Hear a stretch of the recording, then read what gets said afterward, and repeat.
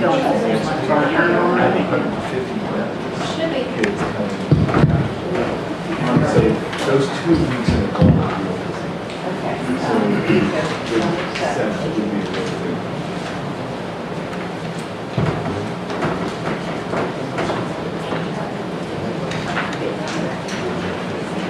Get yourself to the Patreon page. That would be. That gives you a little, that gives you 2 weeks to really. 3 seconds. It's not a jigger. A jigger. Put nail polish on.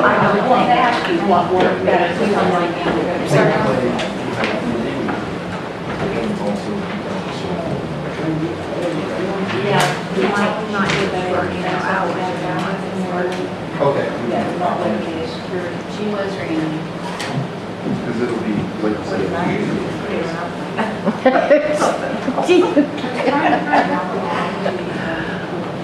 Not fair. I'm fancy today. oh, that's fine. Yes.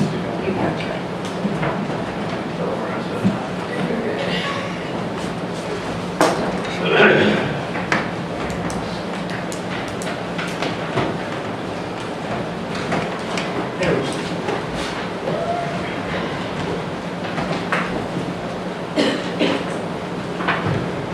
You all stand for a moment of silence for prayer.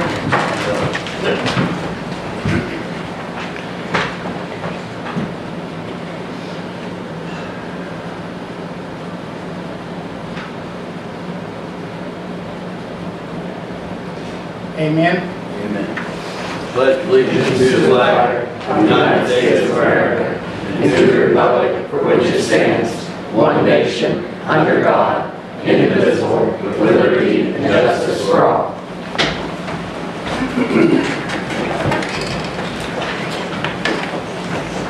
I will call the regular Tuesday, June 7th, 2016 meeting of the Dodge County Commission to order at 9:04.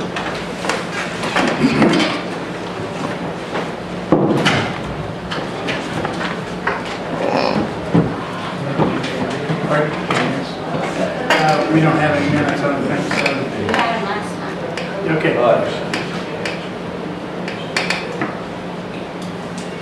Okay, public comments.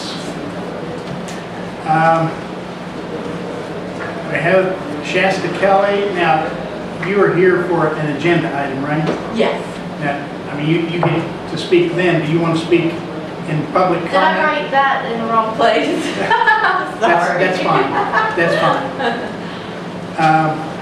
Tammy Beamer. No. Okay. There's the list. Ronnie, do you have any public comments? I just want to thank all of you for coming today and bear with the courthouse project. It's going to be a good when it gets done. So bear with us. The Thank you. sidewalk's nice. Yes, it's going to be nice when everything's done. Yeah. It's time we have the money to do something to clean some of the county up. Yeah, looks good. Thank you, guys. Mr. Sandor? Thank you. I just want to welcome everybody for attending the meeting. And I want to express the same thing Ronnie's expressing. We are making improvements around the courthouse. Everybody asks the same question over and over, why didn't you do it before? Well, simple answer, we didn't have the money. Okay, we do have a little bit of money now. We're trying to make the best of everything, trying to make the county seat look presentable for the public. This is the county seat. This is all we have, West Union, West Virginia, Douglas County. We want to keep it original as we can. We're making improvements with the in mind that the courthouse is a building, an old building, and everybody loves it, and we're trying to keep it the same. A lot of people are not happy with things we're doing, but we can't make everybody happy. That's a proven fact. Have a great day. Thank you. Thank you. I have some comments, and I'll start with, on a letter to me, May 26, 2016, personal and confidential, from the West Virginia Ethics Commission. and the reference is VCRB 2016-041, and it's Richard McMillan versus Gregory Robinson. The letter states, "Dear Mr. Robinson, a complaint was filed against you with the West Virginia Ethics Commission. The Ethics Commission Probable Cause Review Board has dismissed the complaint on the grounds that the allegations therein do not constitute a material violation of the Ethics Act upon which the Ethics Commission could properly act. The complaint and dismissal order are enclosed. The complaint is now closed. The Ethics Commission accordingly will not take any further action on the above captioned complaint." And I have the dismissal order. Basically, the complaint was in reference to the meeting April 19th.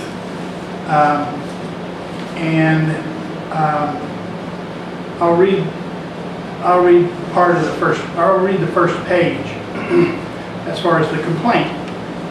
"We, the Board of Directors of the Doddridge County Emergency Medical Service, believe that Doddridge County Commissioner Mr. Gregory Robinson breached the ethical standards of confidentiality necessary to protect the underlying objectives of participating in executive sessions. We feel that his capricious and malicious words and actions have caused immediate harm to the DC EMS, and furthermore will cause future harm to the DC EMS. Following are events in which Mr. Robinson's conduct breached ethical standards resulting in harm to the DC EMS. Number one, during an interview with Zach Tuggle of the Clarksburg Exponent newspaper, Gregory Robinson, Doddridge County Commissioner and President of the Doddridge County Commission, did maliciously release information that he and others received during an executive session of the Doddridge County Commission meeting on April 19, 2016. The result of the interview Mr. Robinson gave was published on April 21st, 2016, and was titled, Doddridge Commission OK's $50,000 funding request from the EMS. It says the article is attached to this complaint. Commissioner Robinson was quoted as saying, "They said that if they don't get some money quickly, they will have to file for bankruptcy because their payables and what it would be to keep them open is $396,000. Robinson said their statement was that if they didn't get anything, they would have to declare bankruptcy next week. Later in the article, Robinson was quoted as saying, I said that if we pass this tonight, the $50,000, it would be the height of fiscal irresponsibility for the county. It wasn't even requested that we wait until we have documents to review whether the $396,000 was accurate or not. Then later, Robinson was quoted. They told us that last month they had to open a $100,000 line of credit to have operating capital, and they had already drawn down $65,000 against the line of credit. We weren't even told what it would be used for." I won't read the rest of it, but there's considerable charges in there, all of which were dismissed by the Ethics Commission. Now, I have a statement to read. I address the following comments to those in attendance at today's County Commission meeting and to the good citizens of Doddridge County. As you can see by the correspondence that I just read, charges were filed against me by the Doddridge County EMS Board of Directors. This action confirms what I said during the very contentious County Commission meeting on April 19, 2016. As indicated in the complaint, the Commission was asked by the DC EMS to fund up to $396,000 accumulated debt. The County Commission actually voted by a 2-to-1 margin to fund $50,000 to a private company in order for them to keep the doors open. Remember, I said a private company. As you might guess, I voted negatively on this motion. My subsequent actions were the impetus for the aforementioned legal actions. Since the complaint has been dismissed for not constituting a material violation of the Ethics Act, I wish to comment further to hopefully confront a tremendous problem which has been in Doddridge County for a significant number of years. As most of you know, Tammy Beamer and her cohorts have been active in the political arena for many years. I say political arena because the primary focus of her diatribe has been either the Doddridge County Board of Education or the various elected officers of Doddridge County, especially the Doddridge County Commission. It seems to me that Tammy would like to be the one voice speaking for all of Doddridge County. Now, my words may seem harsh to some, and I have been counseled that I should just ignore these irritations and move on. However, what I would like for the people of Doddridge County to do is to review all her past actions in relation to the Board of Education and the Doddridge County government. Over the years, Tammy has suggested that countless numbers of people have either erred or have intentionally ignored the law in the completion of our duties as constitutional officers of the county government. For a moment, just stop and think of all the times that we have had to endure an interpretation of the West Virginia Code provided by a non-attorney, and how many times that we have had to endure an interpretation of the accounting rules by a non-accountant. Oh sure, you might say, I can read and I can add and subtract, so my interpretation is just as valid as the next person. However, let's just take another approach to this problem. Once again, let us think back and ask ourselves just how many times these allegations of illegal activity or circumvention of open meeting laws have resulted in actual charges being brought by the necessary legal officers in our county and state of West Virginia. Not only do I not remember any charges, but I don't remember any investigations by the proper legal authorities. I can't think of one such instance. So let's review the effectiveness of our local watchdog and her activities. Literally hundreds of accusations and assertions have been made, and how many actual legal charges or even investigations have been completed? None to my knowledge. So how does this compare to the real world and each of our performance as workers in a productive society? If a baseball player comes to bat 1,000 times in a year and never gets a hit, he is batting 0%. If a quarterback throws 400 passes a season and never completes a pass, then his completion rate is 0%. If each person sitting in attendance at today's county commission meeting answered that he was successful 0% of the time in his or her completion of their job, just how long would you anticipate keeping your job? Personally, I highly dislike making mistakes. However, I will be the first to admit that it happens. When I do, I will try to correct the situation and not make the same mistake again. I truly believe that this is the same attitude displayed by all the officers of your Doddridge County government.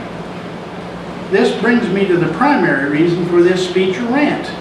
Over the last 2 or 3 years, our local watchdog and her cohorts have made countless Freedom of Information requests looking for wrongdoing by our public officials. I fully understand the necessity and the purpose of the laws that required the Freedom of Information Act legislation. However, if you never actually find any wrongdoing, then you are needlessly costing the county government lots of money. Did I say county government? I should have said taxpayers, because we, the taxpayers, are paying the bill for the watchdog to do her self-appointed job. I would estimate that in the last 2 years, this watchdog and her cohorts have cost county government between $50,000 and $100,000 in useless investigations. How do I come up with this? Well, every time a Freedom of Information request is presented, someone has to review. answer within 5 days, and compile the information requested, if legal. The County Commission's executive assistant has estimated that many weeks, about a third of her time, is consumed dealing with these many requests. The county clerk's bookkeeping department has spent countless hours pulling documents requested.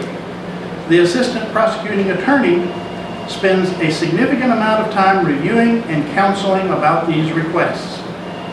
If I, as a private business owner, am confronted with expenditures of this magnitude and seeing the results, remember the 0%, then I would immediately end this business practice.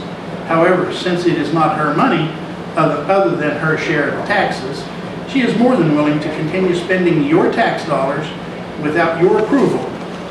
I say this because ultimately the taxpayers determine these issues through the ballot box. Therefore, I ask each of you to let Tammy know the next time you see her whether or not you approve of her watchdog tactics.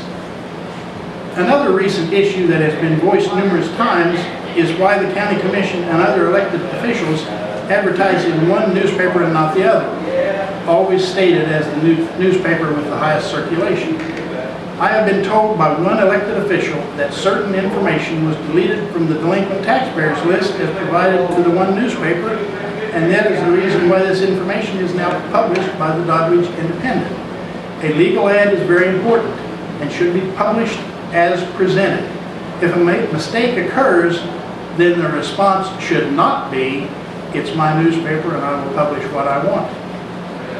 If you believe, as I do, that these issues have gotten out of hand, then let those persons know your feelings. I believe that our county government is operating efficiently and honestly, and that all county officials are adhering to the concept that we should be spending your tax dollars in the manner that is best for all Doddridge County citizens. Of course, some will disagree with that statement. But just when have you ever seen 8,200 citizens agree on a course of action? That is why we have elections. Thank you.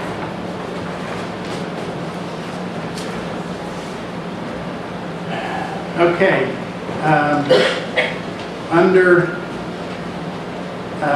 the new business, I'm going to move item L up to item L, approve transfer of excess funds, up to the beginning here, because Beth needs to make some budget revisions based on this, and she can get this done, and we can then approve that later on in the meeting. Okay. I had asked Beth to prepare, and based on her crystal ball, and I say that's what it would really take to know the exact amount, because we're talking about funds to come in through June 30th and funds to be expended through June 30th,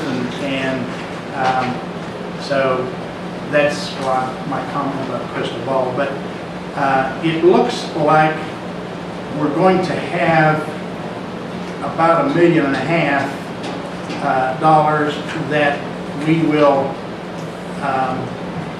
that we can transfer and utilize in the future for different projects. I am going to make a motion that we transfer $1.5 million to the Capital Reserve Fund, and that can be allocated and pulled back out as we need it in the future. So we have a motion to move $1.5 million. All in favor signify by saying aye. Aye. Opposed, same sign. Motion carries. Okay. Is the circuit clerk here? Next item, first item on the agenda. Okay. We'll I'll make a motion, we table that until he arrives. All in favor, signify by saying aye. Aye. Opposed, same sign. Motion carries. Okay, next item on the agenda, Blockhouse Hill Historic Landmark Association, change of officers.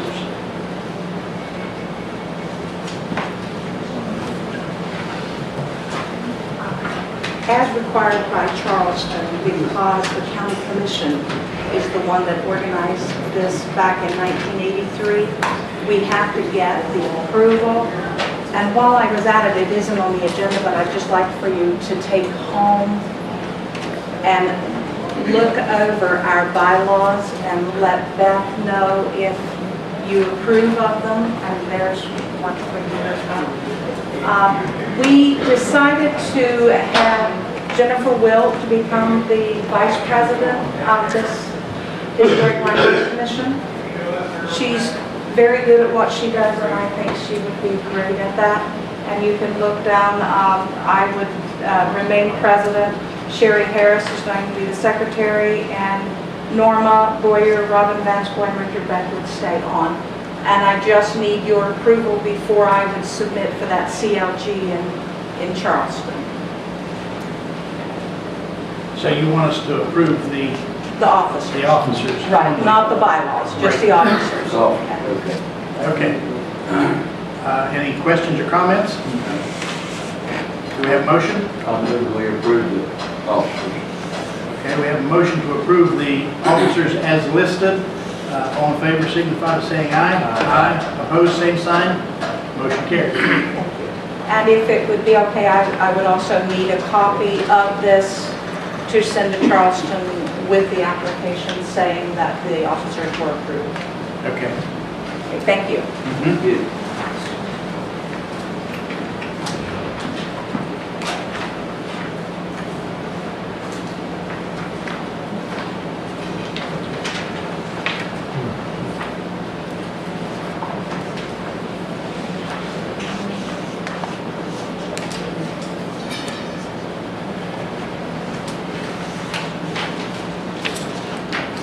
Okay, next item on the agenda, Shasta Kelly Community Resources. Good morning. Morning. You all have a copy of the letter from my executive director.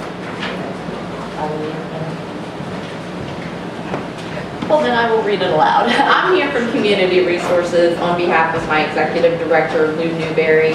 I will read aloud the letter that he wrote. It states, Dear Commissioners, the Doddridge County Service Office of Community Resources Incorporated would appreciate your consideration of awarding funding assistance to its operations in providing various services to residents of Doddridge County.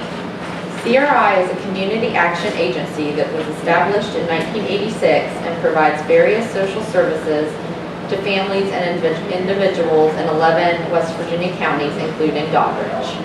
The primary mission of the agency is to work with individuals in the community that are in crisis, in a low-income status, homeless, have inadequate housing, and other situations that prevent them from being self-sufficient and contributing members of the community. CRI receives funding from various federal sources and works in collaboration with other agencies to operate these programs and provide the services. The primary funding source for the Doddridge County operations comes from the Federal Community Services Block Grant. This funding is primarily made available to support administrative costs, including salaries of the staff, office space, supplies, and other costs necessary to maintain a physical presence in the county to provide the services. The funding for Doddridge County in 2006 will amount to approximately $19,000. Utilizing this funding, CRI will be able to continue to maintain a staff member in the county, build an office, and other resources needed to provide the services. Unfortunately, this amount leaves little left over to actually provide services in need to fulfill our mission in the county and improve the quality of lives of the residents. As a result, CRI is asking assistance from the Commission for $15,000 in 2016 that will be used exclusively for the benefit of Doddridge County families and individuals. These funds would be used in a variety of ways in conjunction with plans and goals established with those we work with to move them towards self-sufficiency or improved quality of lives. These plans include accountability and other measures that will attempt to motivate the recipients to make life changes and better choices to make them less or not dependent at all on services from CRI in the future. CRI's service delivery culture is one of personal accountability and responsibility and not providing continual handouts without long-term benefits. CRI has been successful in previous years providing these services in Doddridge County. In 2014, 424 services were provided to different residents. In 2015, the number of services decreased to 365, primarily due to funding decreases. In 2016, our projections for employment and other stabilization services in Doddridge County have increased even more from previous years, and additional funding will be needed. The Commission has been very supportive of CRI's work in previous years, both with financial assistance and representation on its board of directors. Both have been invaluable in achieving the successes with residents in our community. On behalf of our board of directors, myself, and most importantly the families we serve in the county, through your support, we thank you for consideration in this request. Sincerely, Louis J. Newberry. Thank you. Any questions or? What did we give last year? Last year, there was no funding request made. Okay. 2014, I believe, was the last year, and that was, I thought you all had copies of this, I'm so sorry, I would have made some. 15,000. 2014? Yes. Okay.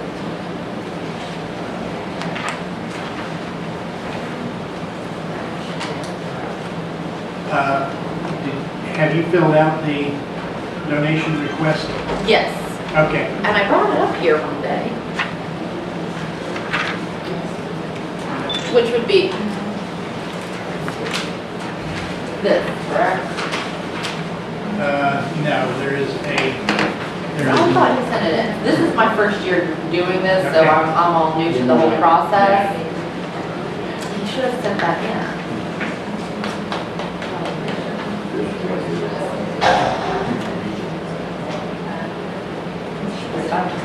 Carrier. Well, that's fine. What I would suggest is, Because to my knowledge, he had submitted that. I don't think,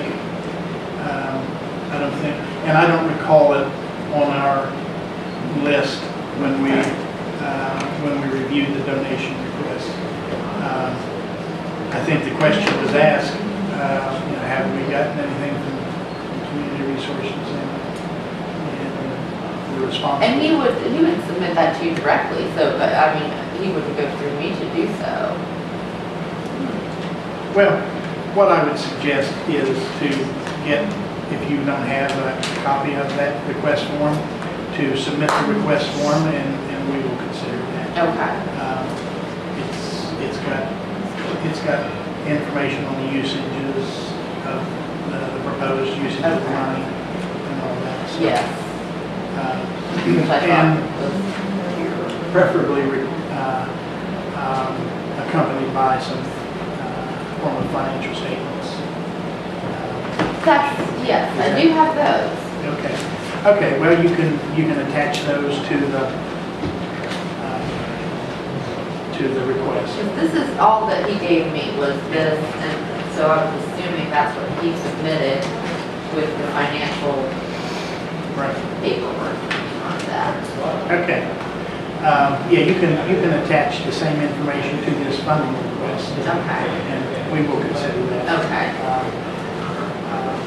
Once we receive that, then we can put it back on the agenda and we can act. Okay.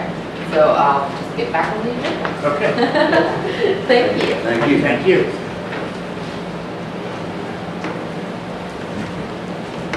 Okay, next item on the agenda, Buckeye Community Building funding request. Do not have anybody? guess then that we will table that until either someone shows up or presents some kind of a request. We table it. Okay, all in favor, signify by saying aye. Aye. Opposed, same sign. Motion carries. Next item, DCHS baseball team funding request.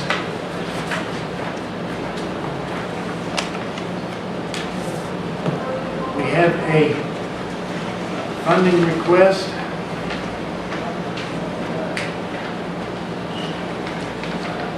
It's actually signed. Wow, no, that's the certificate of exemption. It's Signed Dave Myers. Okay, Dave Myers submitted the funding request. And it's for $5,000 for field maintenance.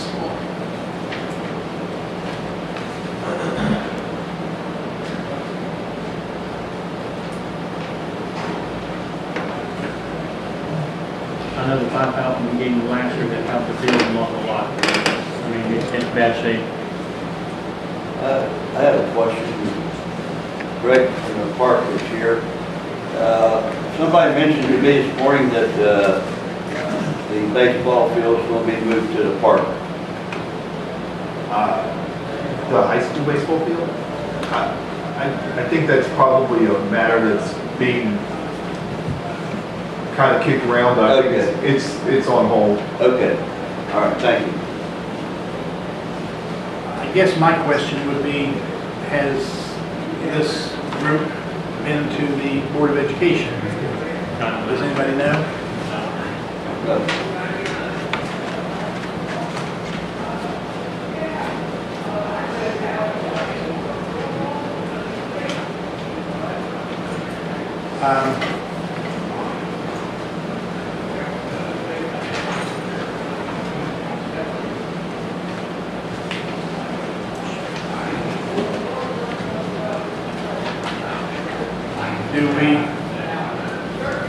Do we wish to act on this, or do we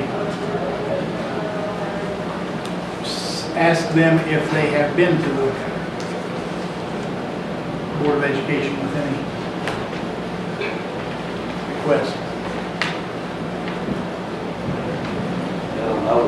I would be in favor of giving them half their amount. And if they want to go to the board, try to get the other half, that would be good. So are you making that in the form of a motion? I will. Okay. We have a motion to grant $2,500 of the $5,000 request from the Long Beach County High School baseball team. All in favor, signify by saying aye. Aye. Opposed, same sign. Motion carries.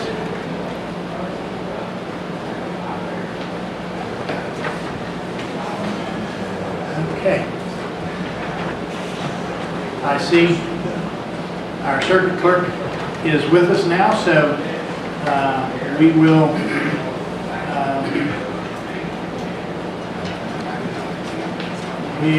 have him come up and give a report on record imaging and request for funding for digitizing microfilm. Thank you, and I apologize for being late this morning. I actually really did forget about the meeting, and I had a whole bunch of things go wrong on the farm this morning that I was really needed there for, trust me.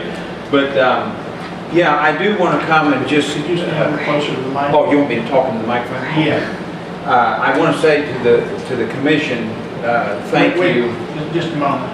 I've just been informed that we need to take that off the table, so before we start. So I'll make a motion that we take the previously tabled until you arrive. I'll make a motion that we take it off the table. All in favor, signify by saying aye. Aye. Opposed, same sign. Motion carries. Okay. Sorry, I had to interrupt. No, that's fine. First of all, I'd like to say thank you so much for funding this project. It was probably the single best thing I did since being in office. And I would like for any and all of you to come over sometime. I don't know if any of you's already come over and had me to give you a demonstration of what has been accomplished. But just to summarize, all of our Chancery records, our Chancery order books, our Chancery index books, our civil index books are now digitized. And so when abstractors come in, they do not have to physically handle any files. Everything's right there at their fingertips. They want copies. They tell the printer to print them, and they just come in and pay us for them. And then the beauty of all this is a hard drive copy will be stored at the archives. So if there ever were a disaster, thank goodness all these records would be preserved. So it was a very, very worthwhile project. And if I remember right, you all funded for this project $65,000, okay? It cost $64,414.19 to do the projects that we were under by a little bit, but we were still under, which is great. And we did everything we set out to do, okay? Everything that I came in here and proposed, everything that was on the bid sheet has been accomplished. And it just went so well, and it was such a good job that this company did that it made me think about my microfilm records. I've got 3 boxes, plastic boxes of microfilm records, of which we have a microfilm reader in our vault, a huge dinosaur of a machine that we have to maintain. Abstractors hate using it. And I learned since then that CompuCom can take those images and digitize them so that we can put them all on the same computer with all these other records, and we can get rid of that great big machine. Now, I thought that we would probably have enough money in our budget to do that. I almost do, because I have a couple $1,000 plus just a little bit of leftover money, and altogether I have almost enough to do it. But here's my problem. I would have to do it this fiscal year. And we don't have quite enough time to do that, because that bill would have to be turned in by the 20th of this month, so that's not going to happen. So in essence, I'm going to give back in my budget that I'm not going to spend almost the amount I'm asking for. But the problem is we need it in the next fiscal year budget. So this is a bid that CompuCom gave me to do these microfilm records, and with the return delivery, because they have to bring them back, it would be $3,425.08. Okay, that's how much it would cost to digitize these 3 boxes of microfilm records. And like I said, I almost had enough in my budget left, not just from this project, but from another, like I said, another couple thousand I have, that I could do it. But like I said, there just isn't time to do it this fiscal year. And so what I'm asking the commission to do is go ahead and fund that project as well, if for no other reason, just to get rid of another giant piece of equipment out of our vault. We don't have to maintain.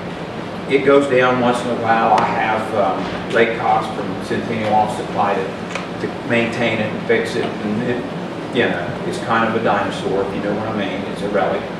But and anyway, that's my request, and I do encourage you all and anybody here from the public that is interested to come in and see what's been done. It is really, really, they did an amazing job. Way better than I ever imagined. I mean, I knew it would be pretty good because other clerks had used this company and recommended them, but it was way over the top from what I had imagined. It's really good. So, just wanted to say that.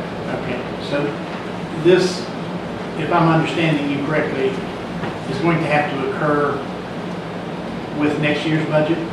Yes, and I didn't, this was an afterthought, so I didn't think to put it in my budget whenever I brought my budget in front of the commission. And so that's, you know, that's why I'm here today to say, and it's not something that has to be done. It's not a life or death thing or anything like that. I think it would just be a nice thing to do in addition to what it's building on what we've already done. And I think the more of these things we get digitized, the better. It just makes it so easy for the abstractors and anybody doing any type of research in our office just to have all that stuff right there on the computer, their fingertips, that they can print it themselves. They don't have to bring us hard files and say, here, clerk, we need about 1 million copies. And there you're taking all your staff's time, standing there at the machine, unfolding these trifolds one at a time, putting them on the glass.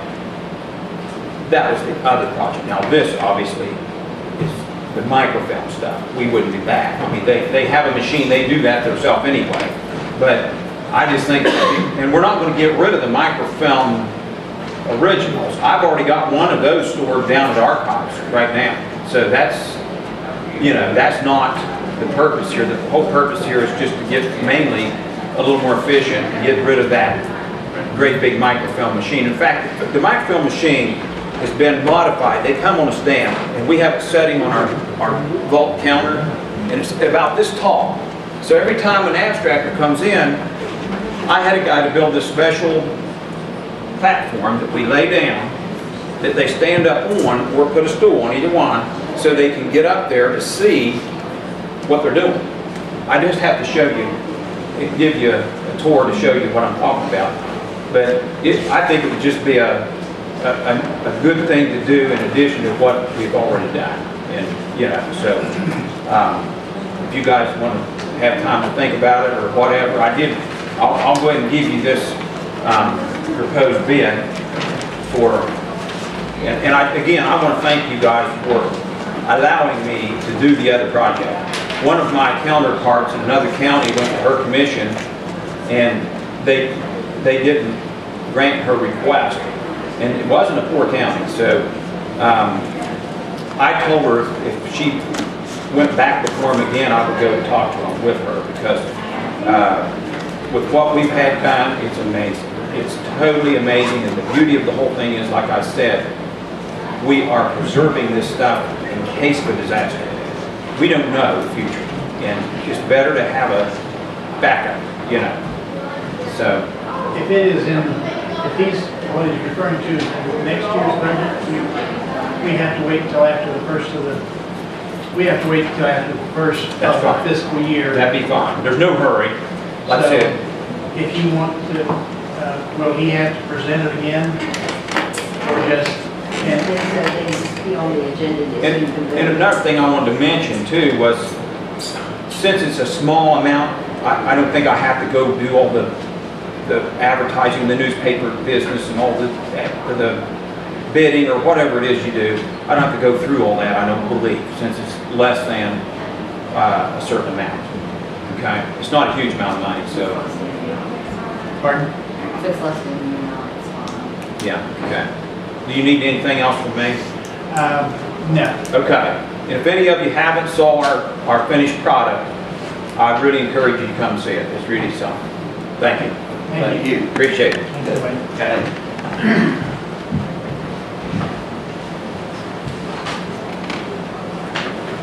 Okay. Next on the agenda, Greg Cottrell.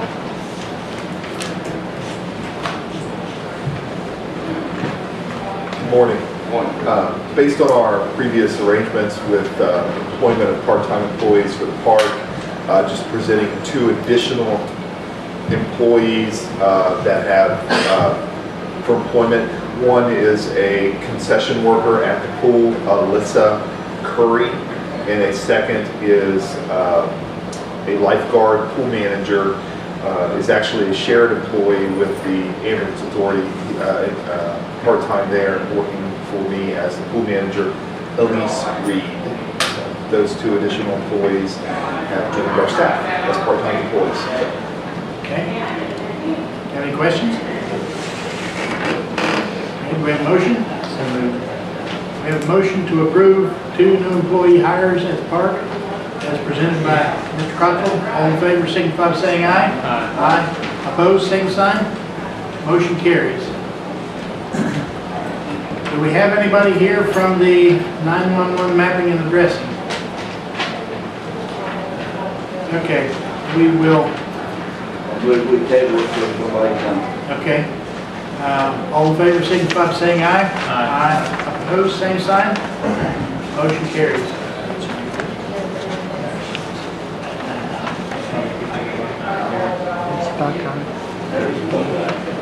Yeah. Okay. Are you all from the Buckeye Run? Okay. We had tabled this, so do we have a motion to take off the table? So moved. All in favor, signify by saying aye. Aye. Opposed, same sign. Motion carries.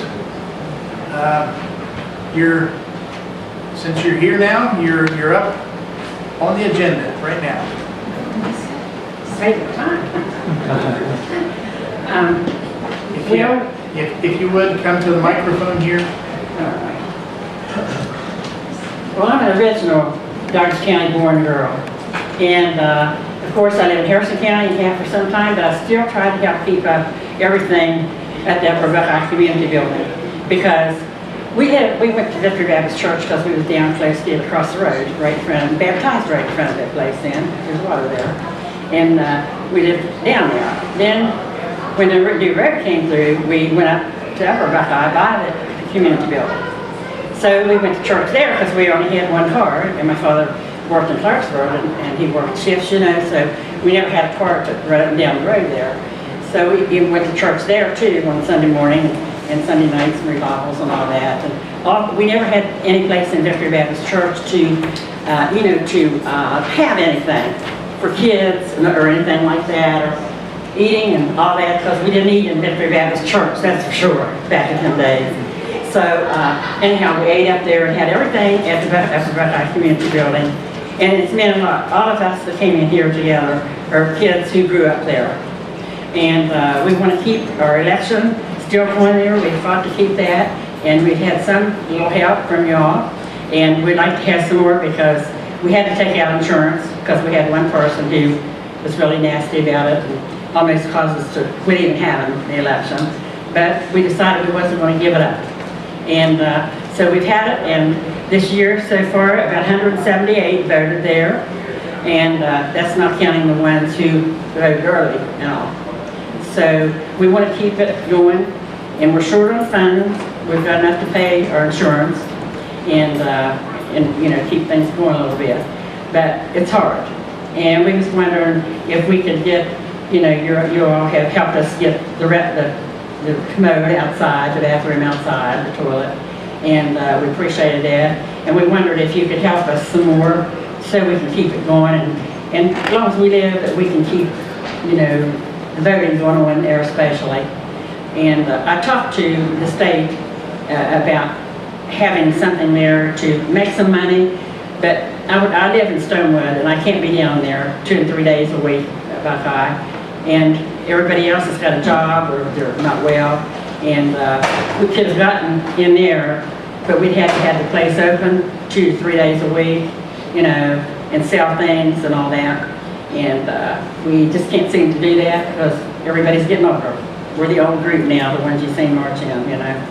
So we just want to keep it working and keep it going and let everybody know that Buckeye's still there. And the only thing that's left is that church, Victory Baptist Church, which is going real good. And we need some help, and I'm going to put it in the paper and see if we can get some more people to give us some funding. Before we had one person, didn't we, that was pretty good, and they helped us a lot. But of course they died, and you know how that is. That passed away and all. But they all would like to stay in the community there to vote. And that's why I don't want to give it up, because I live next door to it all, you know, all my teenage life and high school life, and graduated from Dobbridge in '53. And I've come down here and done your first festival you had down here, and I've done that too, and even brought my singing sisters down here. And I try to keep Dobbridge County going in the picture, and I wrote a song, took a poem that a school teacher wrote in Dobbridge County in 1933. I took that poem and I got the rights of it and everything from her children, and I did a CD called Dear Old Doddridge, and it tells you all about dear old Doddridge. And so I won't forget, and I also wrote one about Elkhorn Hollers, what they always called it when my grandma and grandpa had let me be born there from off of Buckeye Road. My dad took me over, or my mom over there and had me there. And I wrote a song about that. And you won't believe, just the last couple of years, they never had a sign that said Elkhorn Holler. That's what they always called it. Are you going to Elkhorn Holler today? Yeah.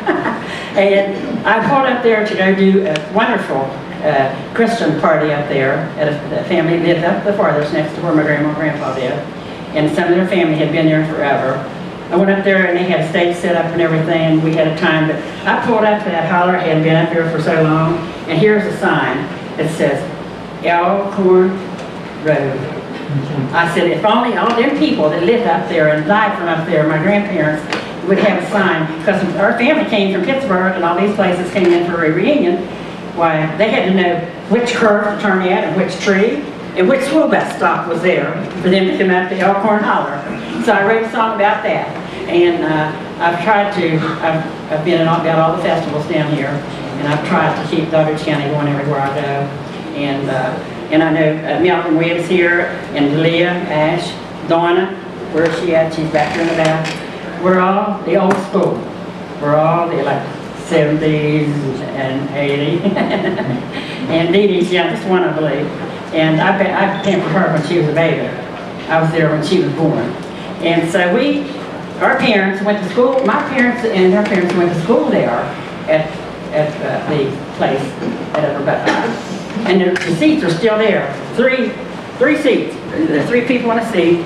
And we sat there in church. Now, can you imagine in Sunday school?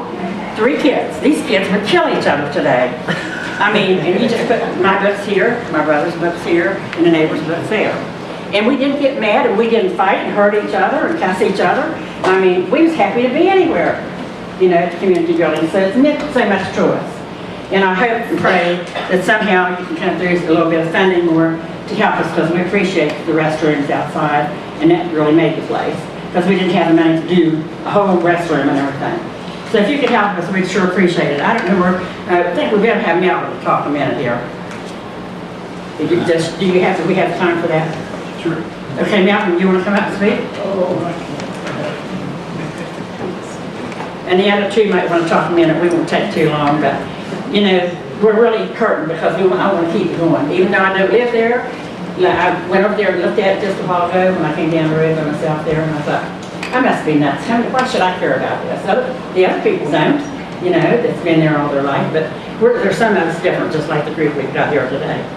Here you go, Melvin Lyle, I call him Reverend Miles, Melvin Lyle Williams, Buckeye. Well, Reverend, I feel like I'm part of it because my grandfather lived to be 101 here in the community. And he made arrangements with Paul Max schools, lawyers in West Union. Closer, Melvin, I can't hear you back. And the county, they did away with the school, public school there years and years ago. I've got all the records there, deeds and everything that is associated with it. And he came in, and my grandfather did, and made arrangements to buy it off of the county for, I think it was $35 or something like that. And they deeded it to the community. So there's not much left of us now. The original people, my grandfather was 101. He was the originator to buy it from the county and make it available to the community. And I've got records there that was agreed upon, and nothing can be done with the building until the community decides that's what we can do, want to do. So I'm about the only last Williams involved, and my sister. Of course, we was all raised right there, Parkhill Road. And, we all have our problems.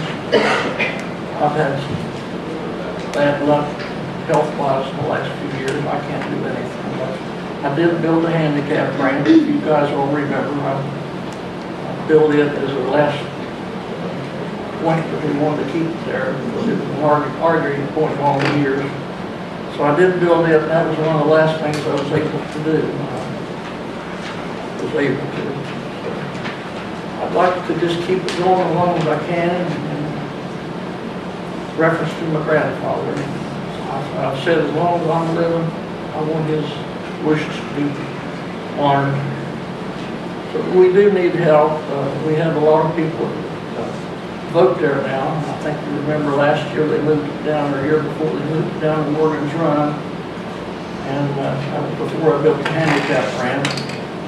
And we was able to move it back. And a lot of people didn't even vote, I think, that year. Because it was just, out of the ordinary. Everybody always comes there to vote. So we'd like to keep it up, and we need a little help right now to help us out. We did have a lady that was born and raised in the community there, and she didn't live here, but she was always faithful to give us money every year when we needed it. Unfortunately, she passed away. So we need some help if you can arrange it. We appreciate all your time, efforts.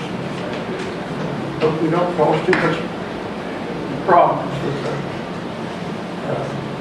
getting in up there. They did fix the road up this other day, getting in there. It helped greatly. So appreciate it. Thank you, sir. Does anybody else wish to speak? No, they're saying that they don't.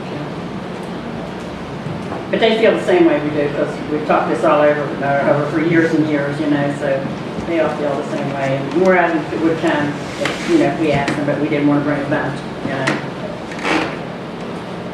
Thank you for listening.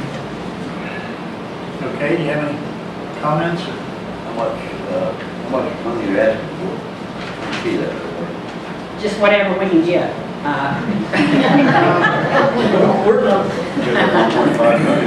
We're just be tickled to get anything, because we have enough to pay the insurance now, and that we have to keep that up.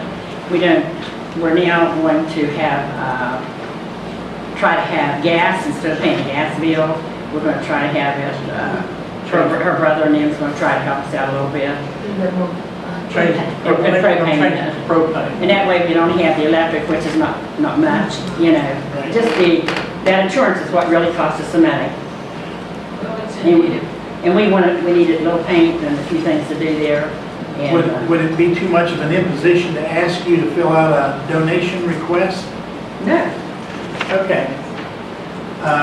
Why don't we do it this way? If you would fill out a donation request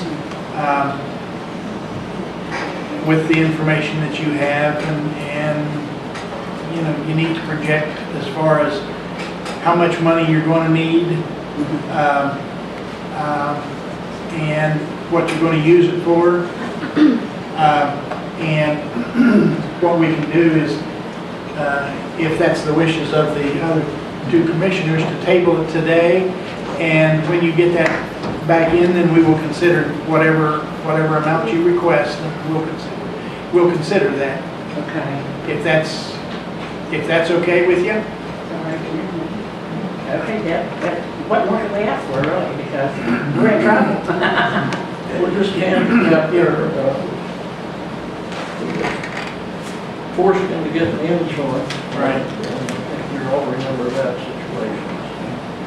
Yeah, we kind of like to have a number to work with when somebody asks us for monies, and excuse me. Well, the main thing would be to keep our insurance going, you know, and since we've had, see, for years we didn't have to have that, but Yeah. when somebody wanted to buy the place and all that stuff, we had problems, you know. But who has the forms? Oh, okay. Beth went to get one. She will give you that form, and then you can fill that out. And if you want to come back in and make the presentation again, you're more than welcome to, or you can send it in or drop it off, and we will consider it at the next meeting. All right. So, You know, the big thing is, so many of the people are older and everything, and they don't feel like running to Morgan's Run up the bad road. It's messy up in there, and we had complaints about that. And that's the big thing. right. It's close and convenient. Anybody can drop you off there, you know. It's a long main road and everything. Okay. So that's the big thing. Well, we will consider your request and fill that out and get it back to us some way. I'm sure you can mail it in if you want. Dave, did you not tell me the insurance was like $300 and some dollars? Yes, a year? 300 a year. The insurance is free. And Mr. Chips is required to make you do that. Yes. Okay. See, before I even had shows, at the Apple Butter Festival, musicians, because I do entertainment, and I've done it at West Virginia, I've done it at different places to make a few dollars, you know, to keep everything going. But anymore, it's hard to get. I mean, I do everything I do, volunteerism, you know, the shows and everything, but most people are like, I talked to someone about if I had something down here, you know, how much they charge me, my Lord, they pay $125 to come and just play and sing a few songs. And so you got, you know, everybody's after $1. Nobody knows about volunteerism anymore, it seems like, you know. We, Need a motion to table till next meeting? You want to say something else, Mel? you all probably know, don't know, don't think any difference, but, we have a property owner that complains every time that you have something there now, even election. He'd come around and poke his head in the door and complain about where people was parking. And he's the reason we've had a lot of problems. To come around on the day of election and complain about a car parked near his property, you know, unquestionable. So we have to contend with that. So we can't have things, talk socials and stuff that I remember we used 2 years ago, Halloween party. We can't have that now because we got a person that complains. Right. Well, But he can't complain about election. And that's what we want to keep. That's what we want to keep.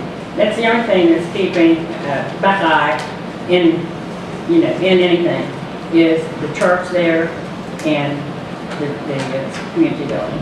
And I'd like to see that there till I'm going, you know, because my dad, like I said, went to school there. And, you know, we went to church there. It's unreal, you know, and it's pretty inside. okay.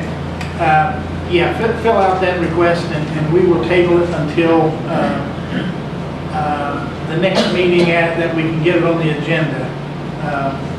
And so if you will return that, we'll be more happy to consider your request. So we have a motion to table. I move we table till our next regular meeting. Okay. Thank you very much. Well, Thank you. Thank you. all in favor of tabling the Buckeye Community Building funding request, signify by saying aye. Aye. Opposed, same sign. Motion carries. Okay. We had previously tabled 911 mapping and addressing, so we have a motion to take off the table. So moved. We have a motion to take it off the table. All in favor signify by saying aye. Aye. Aye. Opposed, same sign. Motion carries. Okay.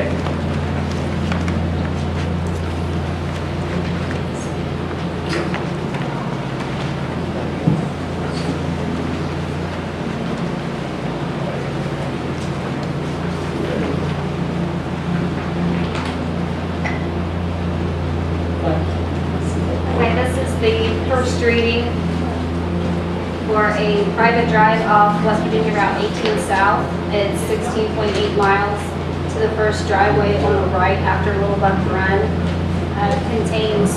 Right now it contains 2 structures, but they're in the process of building a 3rd one at the end of that private drive, and they like it to be named Dowdy Way. What was the name again? Dowdy Way, D-O-U-G-H-T-Y.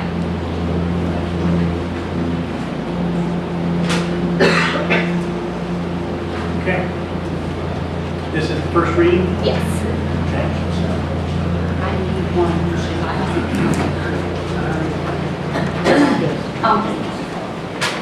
Did you need a copy?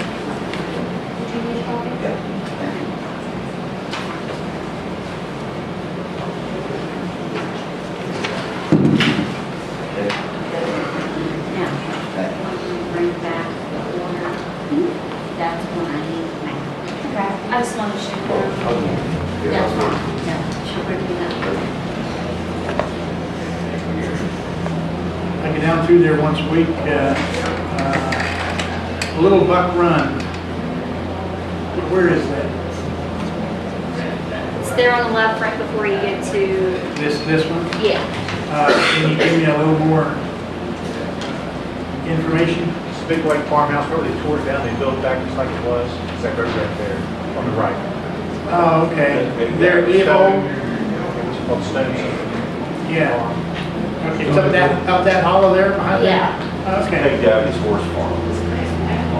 The horse farm there on the right, Peg Dowdy. Yeah, I think there's a huge sign there that's on the Yeah. fence right there by the road. It doesn't say Dowdy, does it? I thought it said Stone something.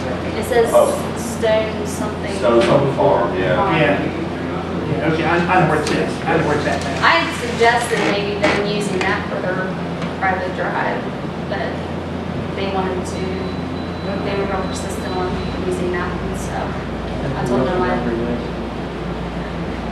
I don't know. You know where it's right there in the town of Leopold. If you want, But it's on the right-hand side. yeah, on the right hand side. You know where the old Wall Street store used to be years ago? I know where it's at. Right across from that, I think. Yeah, okay. Okay, have any other questions? Okay. Thank you. Thank you. okay, thanks.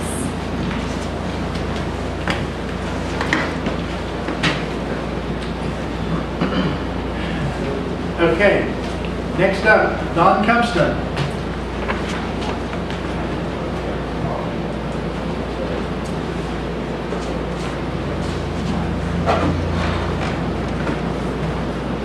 First, I just wanted to tell you that the two veteran organizations did do a grant, and it's been approved, and it's for the park pavilion. Okay. We went to Parkersburg last week and received it, so we got a $5,000 grant to help on the pavilion at the park. And you had asked me to put on hold, go anything until the honor roll. And I see you are doing a lot of changes around here. Can you clear it to where we can do some work on the honor roll?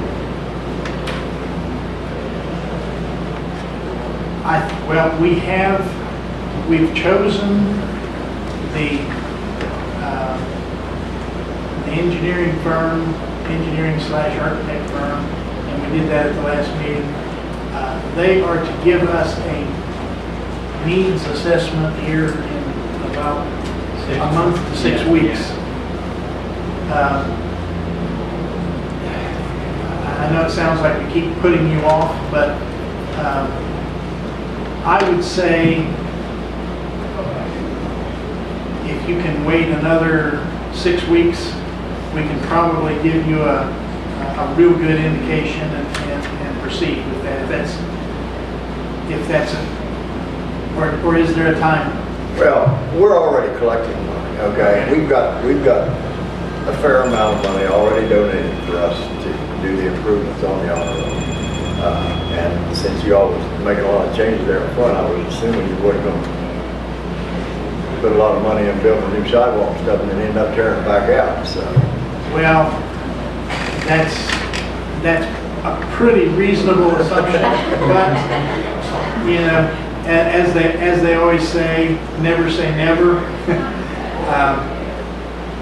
And one of the things that we stressed was that, to the engineer and architect, was that I'm not going to say that we might not say, okay, we want to make some improvements to that building, but we basically said, you know, that building is going to stay there, and they're aware of that, and they will be they'll be giving us some recommendations here in like I say, a month to 6 weeks, and I think your assumption is in all probability going to be correct, but like I say, we don't want to tell them, give us your recommendations, and then come back and say, whoa, wait a minute, we forgot to tell you that once they get them done, if you follow what I'm saying. And like I said, I just, with what I seen going on, I was figuring that, well, you're probably not going to be tearing it up. But we have, like I said, we have a pretty good amount of money already coming in. We're continuing working on it. So, we would like to get some things started on as soon as possible. So, as soon as you can give us a clearance, then we would like to get started. And as I told you, and I told the other members that if there is anything in the plans to do pertaining to that building, that you all would be, your organizations would be consulted in and be a part of the process. So, and they're aware of that too. So, because we had a pretty good. I don't know whether you all was there or not, but we had a pretty good service there for Memorial Day on the 30th. Had a good turnout. I think you've seen some pictures in the paper. Right. Yeah. Right. Regretfully, I thought about it about the time you were probably having the service, but it had been a busy weekend. But that doesn't excuse it. I would have liked to have been there, and I think we will probably put it on our agenda to come in the future. And hopefully, everything next year will be, as you can see, new steps going down there. We're looking at a change order to put the new sidewalk completely in front of the building here. So it's going to, and by that time, I'm sure it'll be seeded and grass will be growing again, and everything will be great. So. Okay. As soon as you can, let us know. Okay. We got some orders to put in. You plan on making a big change down there? Or? Not big. Basically, what we come up with is we would like to put a black granite stone in there, and that would have all of the individuals that have been killed in military service on it. They would be named on it. The actual honor roll itself would be a computerized screen, and that screen would scroll with all people in Doddridge County, and it would have a keypad out in the open where if an individual wants to come up and look for somebody, they could key it in and look for them. We've talked to a company about that. They're working on it. There's a good possibility that they can come up with that, and it would be right there in the pavilion. We'd have to do a little work on it to make it a little bit more secure. Weather, protected from the weather. Probably a screen 5 to 6 feet. You could probably see it from the street. So an individual could come up and look at it. We've got the individual name. Is this all going to be enclosed within the building? We'd like the existing building? Okay. So we'd have to do some work on the building, but there is some room behind it. Well, actually, we'd probably take those names off of there and just have a better background than what it is with the screen. All right? Okay. Thank you. Thank you, Mike.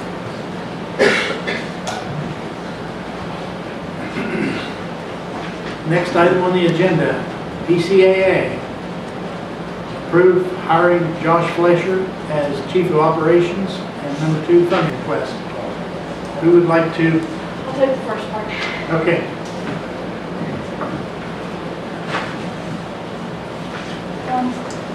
My name is Nellie Hurstein. I'm on the Board of Directors for the Doddridge County Ambulance Authority. We opened up the position of chief internally and externally.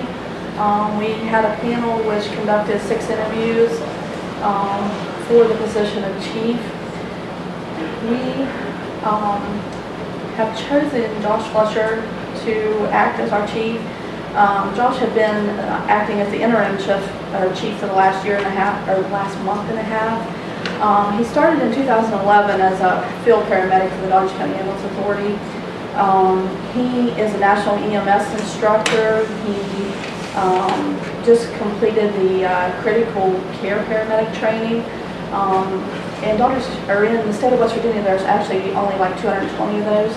And just as a piece of information, the Dodge County Ambulance Authority actually has 4 of those on our staff. And that he is also a national EMS instructor. He's attending the state's pilot community paramedic program currently. He's a tactical paramedic certification. He was named the 2015 Supervisor of the Year for the Dodge County Ambulance Authority. He's been serving in the capacity as captain. He had worked his way up, and that when we have the employees at the Ambulance Authority, they all kind of like work towards a goal. Like the EMTs, you know, work towards the goal of becoming paramedics, and the paramedics kind of work towards the goal of like, you know, advancing their training and going into like the administrative ends and different things to that nature. He's also won the 2015 Lifesaver Award.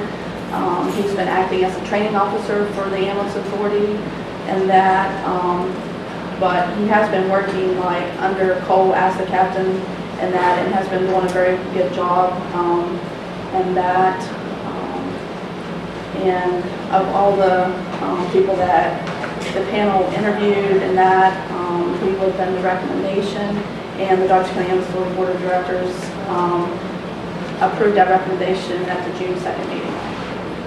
Okay, the recommendation was to approve hiring Josh Fletcher as Chief of Operations? Correct. Okay. Any comments? This is a new position, did you say? It is not a new position. Oh, it's not. I thought you said it was new. Sorry. No. Who held the position previously? Timmy Spinopoulos. Okay.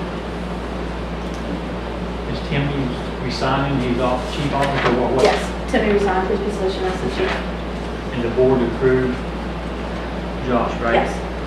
The Cole approved the youth, I mean, that. Yes.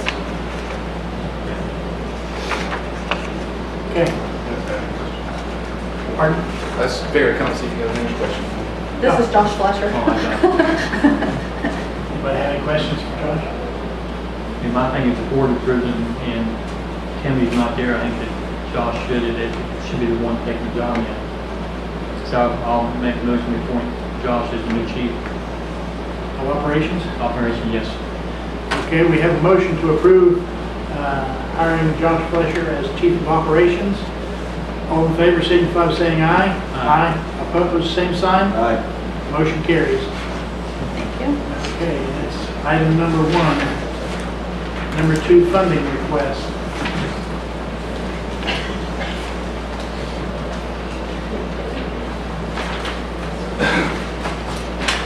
Do I have a minute to upload? Sure. Okay. Just wanted to cover. You need to come closer to the microphone. Just want to tell you guys how honored I am for you guys to allow me to have this position. I take a lot of pride in it. I'm really driven, motivated to do the best that I can every day that I come to work.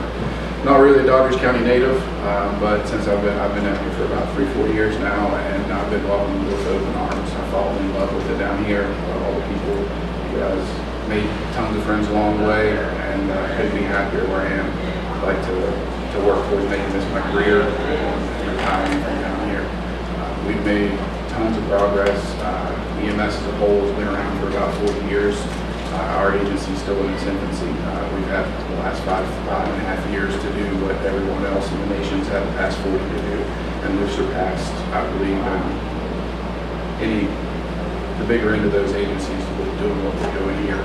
And we're making this agency into one that's starting to be fairly well known statewide. A lot of positive feedback, and we're making it something for the citizens of the county, you guys to be proud of. I just can't thank you enough for your continued support of everything that you guys help us with. And like I said, make this into a career and a long-term thing, and continue to have that be the forward progress for you guys and the citizens of the county, giving them the best that we possibly can. Thank you. The funding request is just going to be a revision to our payroll budget. We've got, I'm not sure if this number is as of the last payroll or not, but around 131,000 left in the payroll budget for the year. We had an unexpected increase. We had with those in the BMS, we were contacted by one of the facilities that they serviced that needed us to take over their patients, make sure they were still able to get the care that we needed. We were able to step up, and with that being the case, our non-emergency transport business has just increased exponentially. We were doing 30 to 40 transports a month. We're doing 30 to 40 transports a week now out of that facility with a couple of others. So with that comes the increase in the payroll.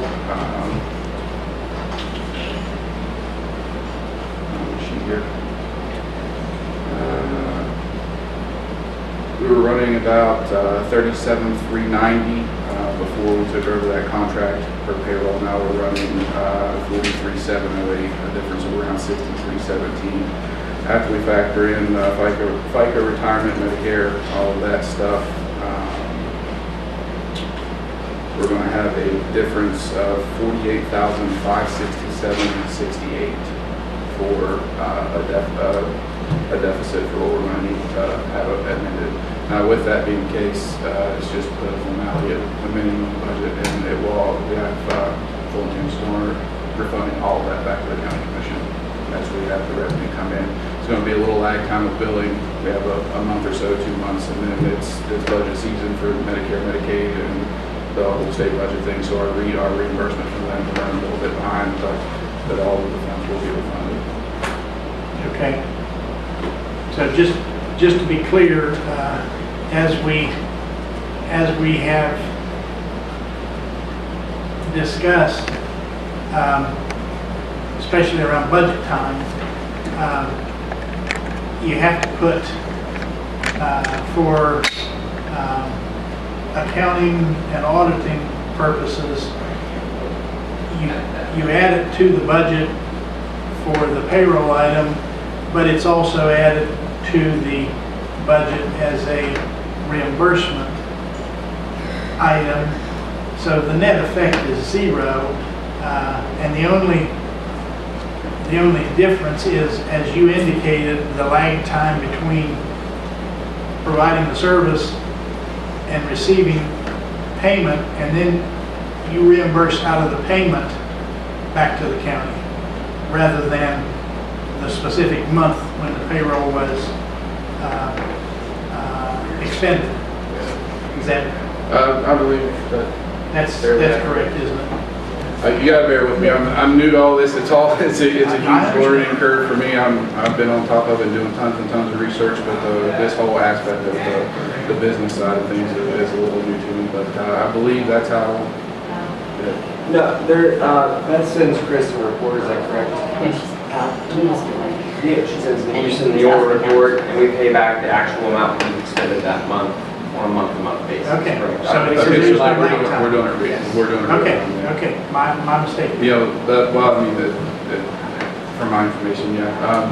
The only thing that I could possibly foresee, and I don't foresee it being a problem. The only possibility would be should that number get completely disproportionate to what we're bringing in. But with what's going on, our billing company is fantastic.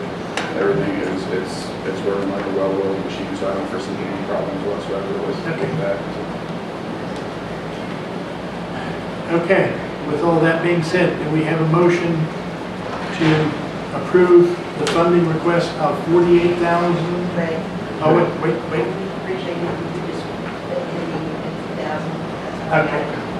Okay, all right, that's fine. So,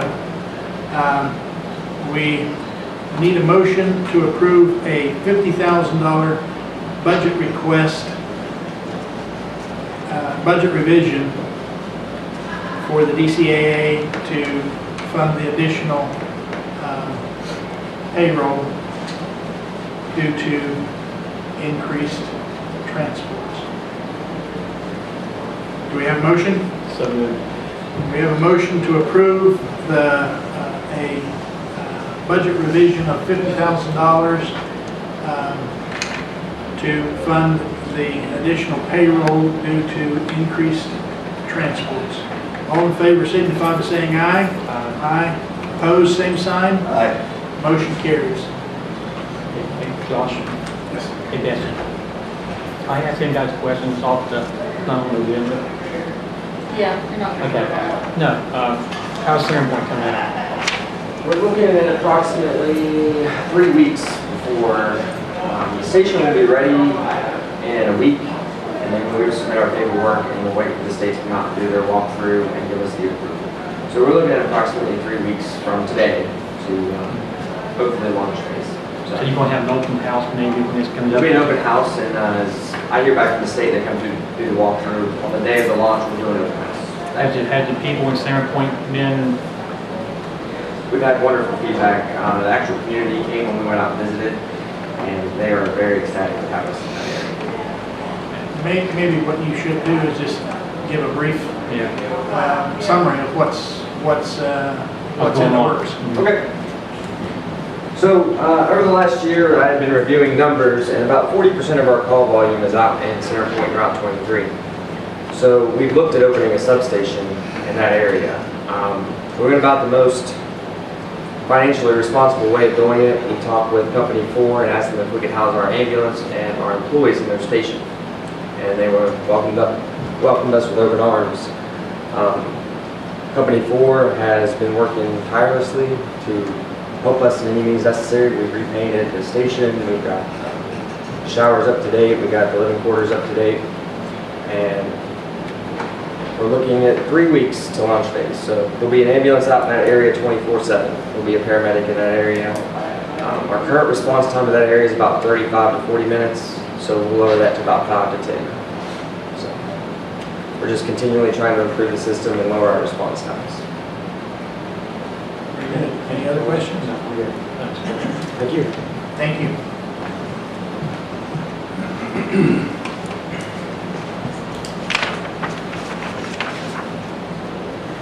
Okay, next item on the agenda, reappointing Gary Rupert to the West Virginia Solid Waste Management Board. Do we have any paperwork to that effect?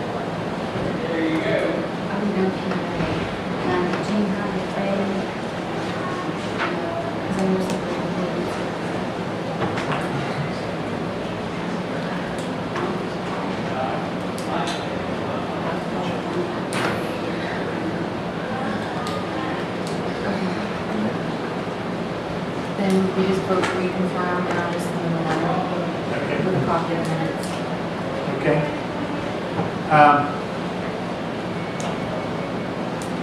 We vote right now to reconfirm? Okay. Do we have a motion to reconfirm Gary Rupert to the West Virginia Solid Waste Management Board? We've got a motion to reapprove Gary Rupert to the West Virginia Solid Waste Management Board. All in favor signify by saying aye. Aye. Opposed, same sign. Motion carries. Okay. Next item on the agenda, Country Roads Leasing, Fire Service Agreement. And you are Mr. Jeff Smell. I am. Good morning. Good morning. My name's Jeff Smell. I'm the owner of Country Roads Leasing. The McClellan Volunteer Fire Department entered into a lease purchase agreement using tax-exempt monies to purchase a new fire truck for their department. As part of the requirements of the Internal Revenue Code, the code states that they must host a public hearing, hold a public hearing, enter into a fire service agreement with the county commission, and get verification from the county commission that those requirements have been met. I have with me a copy of the public hearing minutes, or the notice that ran in the Dodgers Independent. I have a copy of the public hearing minutes from that meeting, as well as the fire service agreement that has been completed of the department's firefighting responsibility areas.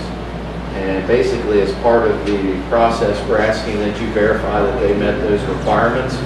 And as the highest elected official, you basically state that those requirements have been met, and you sign off on that. The letter,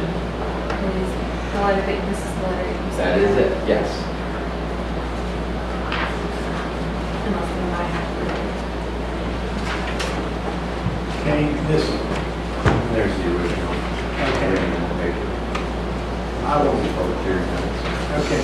I will read the elected officials' approval pursuant to section 147F of the Internal Revenue Code of 1986 as amended.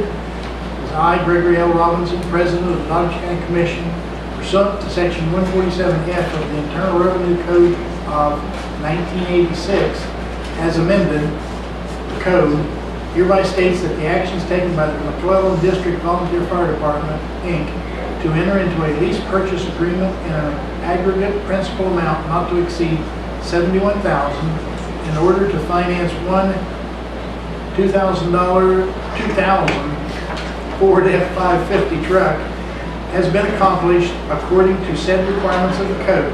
Said equipment will be located at the department's headquarters at 24 Pike Fork Road, Salem, West Virginia 26426. This approval is given following a public hearing held at 7 p.m. on Monday, April 18th, 2016 at the fire department's headquarters at 24 Pike Fork Road, Salem, West Virginia 26426, and is solely for the purpose of satisfying the requirements of section 147F of the code. By the grant and execution of this approval, the undersigned authority does not become obligated for the financial obligations of the volunteer fire department. In witness whereof, I hereunto set my hand this 7th day of June 2016. Dodge County Commission. Questions? No. Comments? So I guess what we would be seeking is a motion to authorize me to sign this as president of the Dodge County Commission. Do we have such a motion? We've got a motion to authorize me to approve this form as president of the Dodge County Commission. All in favor signify by saying aye. Aye. Opposed, same sign. Motion approved.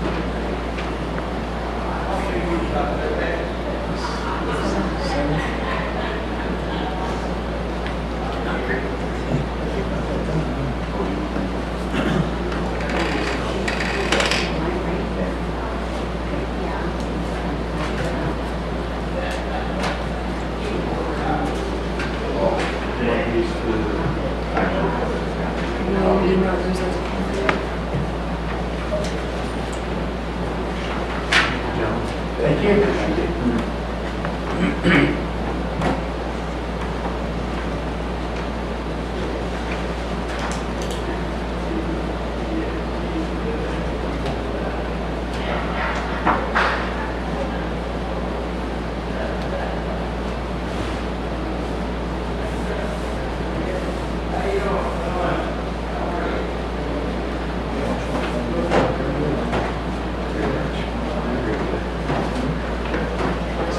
Thank you, Jeff. Next item on the agenda is approved modification of library lease. We've been advised that we need to go into executive session. So do we have a motion? So moved. We have a motion to go into executive session on the agenda item approved modification of library lease. All in favor, signify by saying aye. Aye. Opposed, same sign. Motion carries.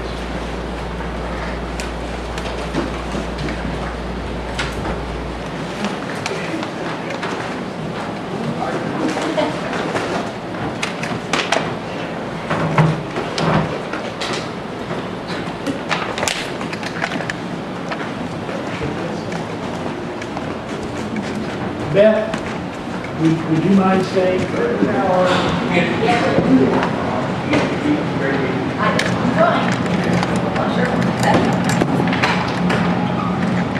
All in favor, signify by saying aye. Aye. 5 minute, 10 minute break. See ya. We're going to, unfortunately, we're going to have to take a break.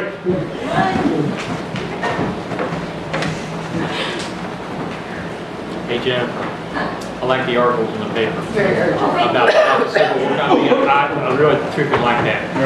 I have a lot of Civil War stuff. Yeah, I I think mean- people get tired of it. That's what I like. I like that Civil War, World War II stuff, World War I Yeah. stuff that we forgot about. Yeah, yeah. That's what because the Veterans Wall, and I love it, I think it's a great idea, but our Civil War veterans are admitted. Yeah, And with anything new coming up, I mean, I realize they were the veterans of World War, but we also had yeah. That article I read about how many people got killed from Dodgers County, I like that article. just since that article, I found so many more. Uh, Because there were so many units, we knew some of the units, but there were so many more units we knew nothing about, and I'm finding artillery units yeah. where people died. I spent a lot of time in Charleston at the archives. And there's probably a lot of cemeteries around here that people don't realize too, that's got Civil War people buried in it too. Yeah, I've gotten several phone calls from people saying, hey, I know where one is buried. And there's several that they're just completely, last time I was at the archives, I looked at the cemetery card that was talking about, I think the Blockhouse Hill Cemetery, 175 unmarked graves. Wow. And I'd like to know where they got that information, but Yeah. nobody knows who submitted the Yes. information.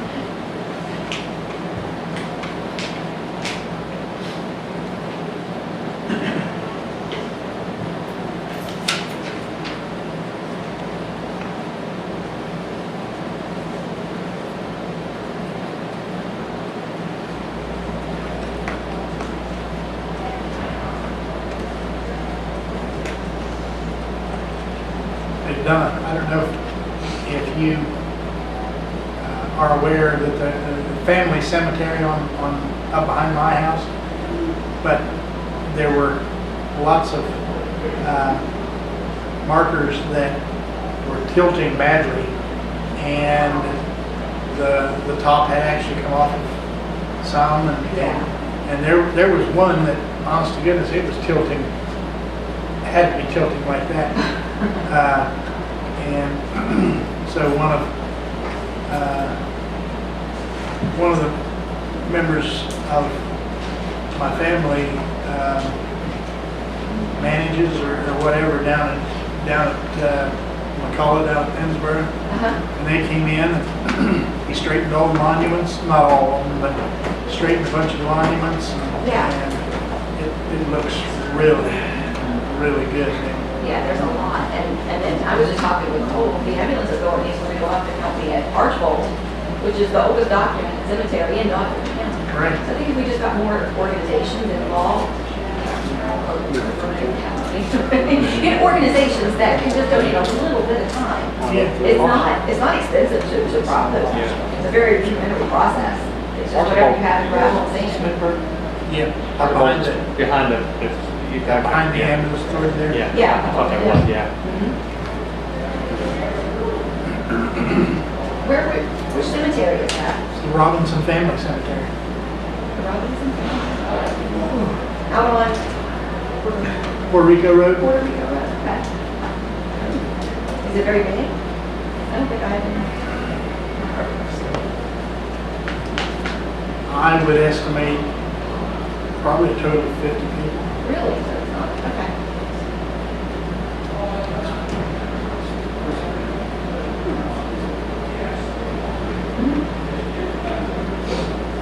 That's what we do.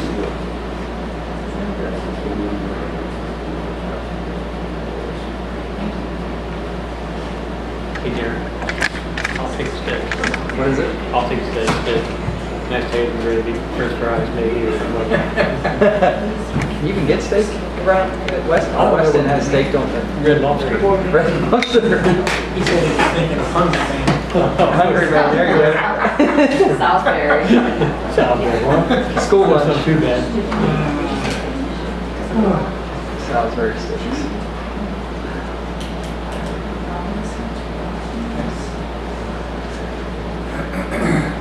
many dump trucks you guys got anyway? 3. Yeah, I seen them, I didn't know how many, they was moving pretty good last night.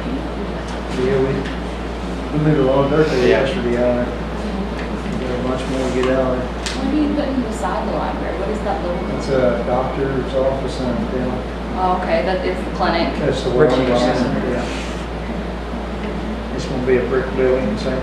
It's gonna look exactly the same. It'll be nice once we get the blacktop down that, in the streets too, in there, Yeah, we'll yeah. get them taken care of down there, it's gonna be nice in there. I met with the mayor there and talked to him about it and stuff, got the blacktop and that, down through there. I told him to hold off till we got that done, that way we won't tear the blacktop up. Yeah. So he's gonna hold off there a little bit. We should have it in there pretty quick.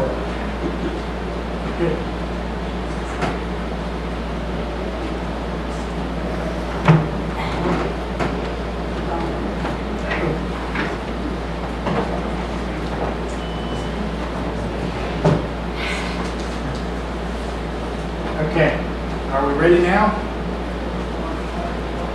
Okay, first thing we need to do is to, when we approve transfer of excess funds, we approved 1.5 million. I make a motion that we amend that to 1.25 million for bookkeeping purposes. We have a motion to amend previously approved transfer of 1.5 million, change that to 1.25 million. All in favor signify by saying aye. Aye. Opposed, same sign. Motion carries. Okay.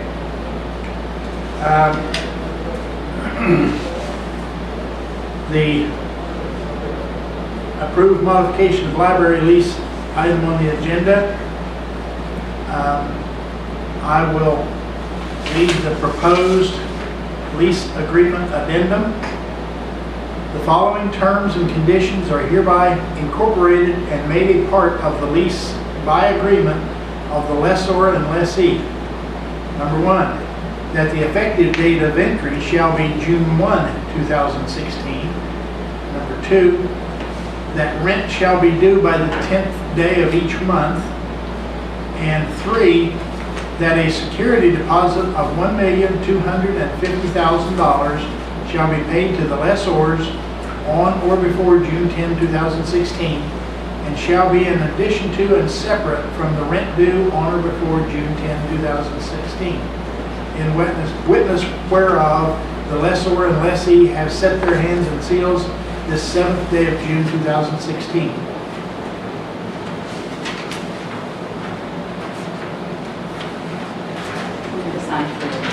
All 3 of them. Okay.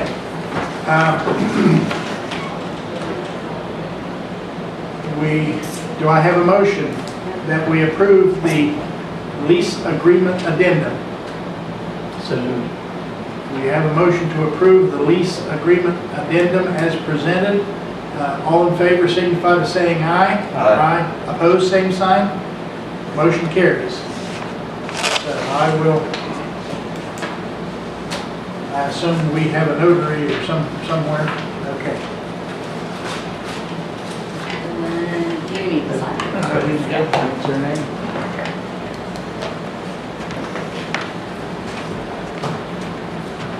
Blue?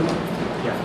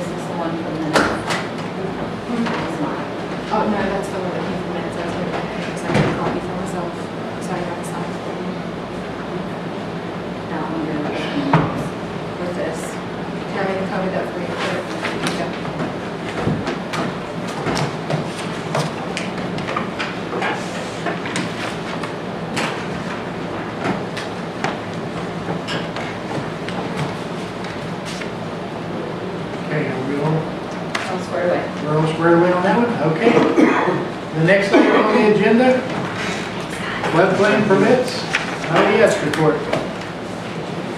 Good morning. We're getting Morning. to afternoon. I'll go over there was one permit. This one is for Antero Resources. It's permit number 16-425. This is located on or about coordinates 39.2766937 north by 80.689545 west. This is the New Mountain District. This project is for upgrade to the culvert that's already there. They're just making a larger culvert. And for approved permits, permit number 16423, it's the Addywell Pad Access Road was approved. Sent that out today. And I had 4 calls for assistance in floodplain. As far as OES report, we'll go with the runs. Law enforcement, Dodgers County Sheriff, 110 calls. West Union Police, 14. And the West Union Detachment for West Virginia State Police, 22 calls. For EMS, Dodgers County Ambulance Authority had 270 runs. And then the only other one was Ritchie County EMS to mutual aid for us for 1 run. Fire departments, there were 11 calls for West Union Volunteer Fire Department, 15 for Greenwood, 36 for Smithburg, 14 for McClellan, and then 6 for Banks. And then in the no response and refused calls, again, those are just calls that the initially responding unit didn't respond, but somebody also more than likely responded to the call. There are 18 of those. As far as activity, EQT, there were no well activities scheduled for Dodgers County for this month. Received our grants. As you know, I had 1 Homeland Security grants. One was approved for the Health Department for $2,800 for laptop computers for personnel who currently utilize their personal equipment. That grant has been sent back in, so we should be seeing some funds for that. Grants that we sent in, submitted a couple months ago for the body cameras, see if we can get reimbursed for the ones that you guys paid for, $22,938, and a communications tower that we put a grant in for $441,845. Those were not approved. The state said that they had 3 times as many applicants and looking for funds than they had for funds. So I also put in a request for mobile data terminals for the law enforcement, $52,194, and the siren radios, which are IRP radios for the fire department, 3 apiece. They're being considered right now, as I've been told. On the 20th of May, I went out and looked at the Smith Community Building and the Banks Fire Department just to see what the fuel supply issues were. We looked at a couple of companies also to maintain the generators that we currently have. In talking with some of the companies, apparently Generac only allows certain people to maintenance, and even if you can maintenance them, they will not sell you the parts to maintenance them. So right now, Kreitz may be our only alternative. I'm waiting to get back. They're supposed to send me bids as to how much. And then in talking with Dominion Gas, they were looking to assist with the fuel issues that we had. I'm waiting to hear back from them. They may hear from them in the near future. They talked about getting a LP tank for the Smith building and then having somebody come out and connect in the Banks Fire Department, because that's the only thing they're lacking is they don't have somebody qualified to connect the gas line. Once that's done, they'll go out and service the equipment. June 1st, I attended the Region 2 Emergency Managers meeting in Fairmont. The second, the generator for the radio station was installed. I went up there, like I was telling you gentlemen, I went about 3/4 of the way up and the truck was stuck further up. When I finally got up there, they had the generator is installed and operating. So we're good there. And then on the 3rd, I held interviews at my office for the part-time assistant. We're still looking at them to see which one. And that's it. And also in there you have the copy of May's LEPC meeting agenda and minutes. Any questions? The tire, was it going up towards the bank where you're going towards? The tire you trying to get the money for? Yeah, that was actually this is the one out in 23. 23, okay. We looked at 2 because right now with the siren system, that's one of the blank spots. And also we're looking at maybe either down south or at the high school. And funding for those, the equipment is very expensive for the siren network. However, I could bring in my portable radio. It's not the greatest radio. Hard to hear dispatch, but I can talk to Charleston like you and I are sitting here talking. That's how good the system is.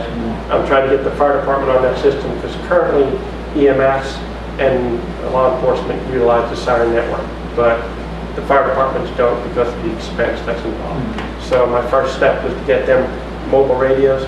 Next year I'll work on getting every member of all the fire departments the exact same portables, so everybody's on the same page all the way around. And that's where I'm working at right now.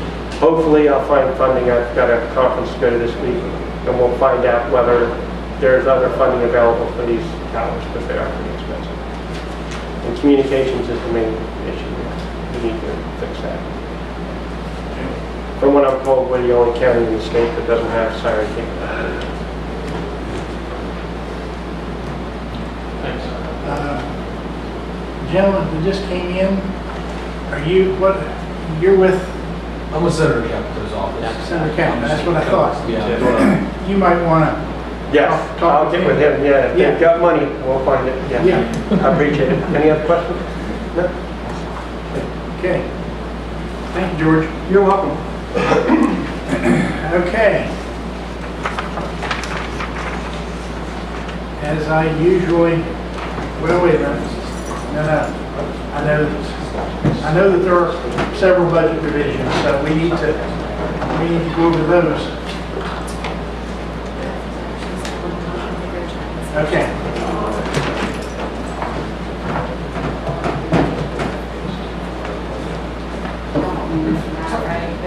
Oh, yeah, you gotta stay. You were on payroll. Okay. Are there any exonerations? No exonerations. No exonerations, just budget revisions. Yes, there's three. Okay. There's the one you basically just approved, moving money and transfer line to go over to capital reserve, and then the money from the library. Okay. But that one's, you already voted that. I've already Sorry. That's all right. I needed a check mark. I guess there's four. Okay, so we've already approved this one? And then one to transfer line. That's Okay. already been approved. So we So don't. just need to sign Just it. need to sign it, okay.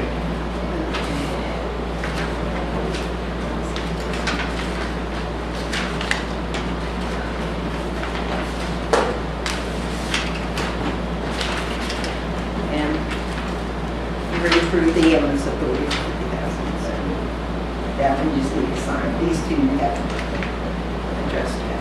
Okay. This is the $50,000 budget revision for the ambulance authority. Yeah. Do we have a motion? You already approved. You already approved that one.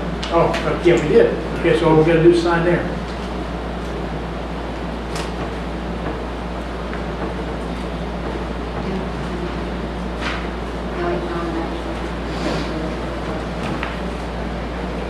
Okay. Let's see, the statement. Almost state budget revision. This is where I talked to you guys a little bit earlier. It's where we made changes throughout the year on our budget, where we increased, like brought in people with picking up cats, he had a lot more hours, and we increased his pay. We made Ryan from full-time to part-time to full-time.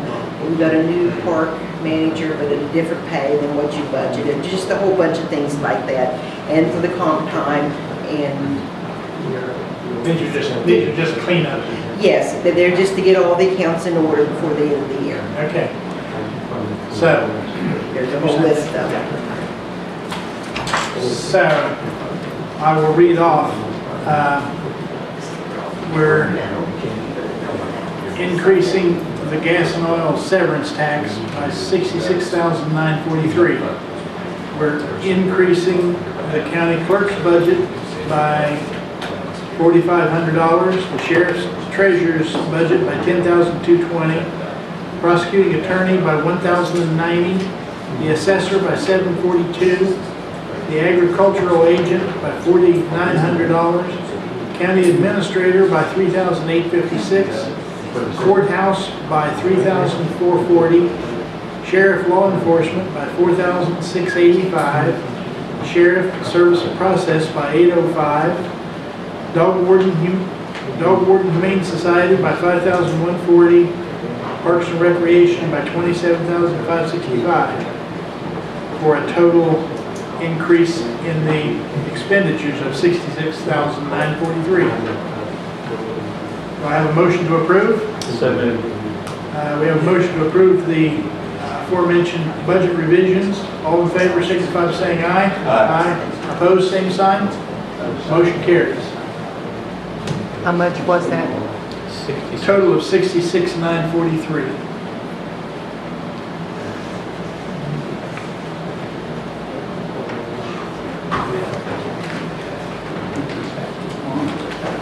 This is an in-house budget revision. The sheriff's tax office is wanting to move money from a bunch of different line items into their supplies. And there's a little mistake on the circuit clerk's salary. It's only off $1, and retirement is only off $2, but it has to be fixed. Right. So that's the only two things on that. Okay. All right, we have a budget, it's an in-house budget revision for the sheriff, moving monies from various accounts where money was left to the supplies. And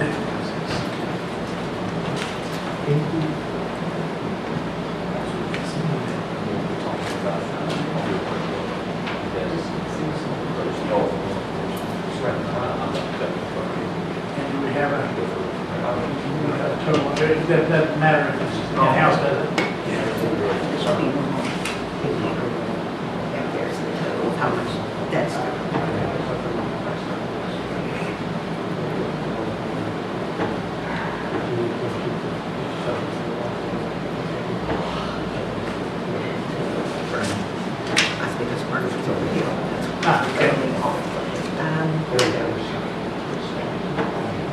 So it's a really total of Total is $23,637.86. That's for the in-house, right? Yes. Okay. That's mostly in the sheriff's taxes. And minor revision, circuit clerk salary by $1 and retirement of $2. So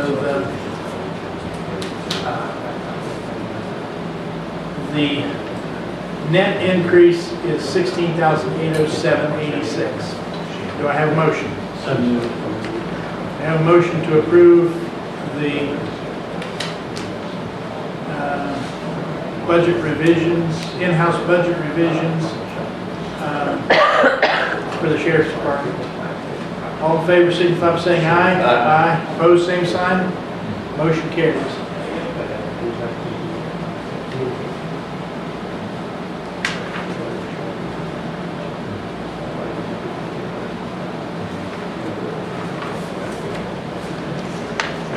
All the budget revisions? Okay. That's all the budget revisions. No exonerations. So, if you want, as I always say, if you want to stay around and watch us sign invoices, you're more than welcome.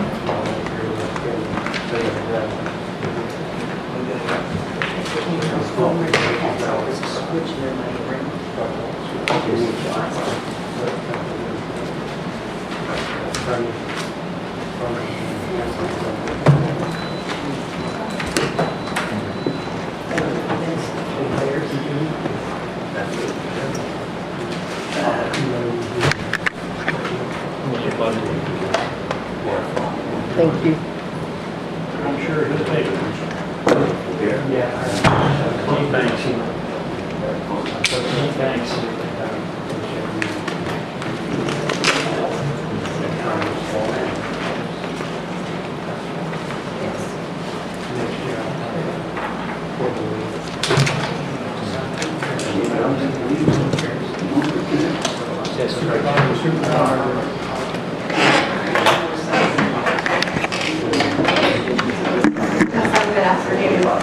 Betsy, thanks. Welcome. Thank you, Betsy. Oh, man.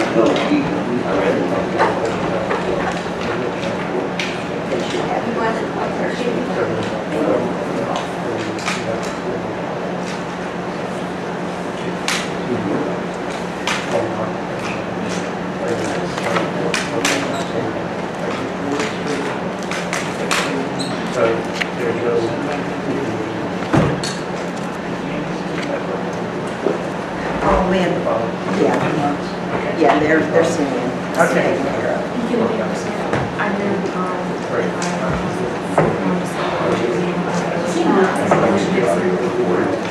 You're a Southern now. She's about to make it to make up.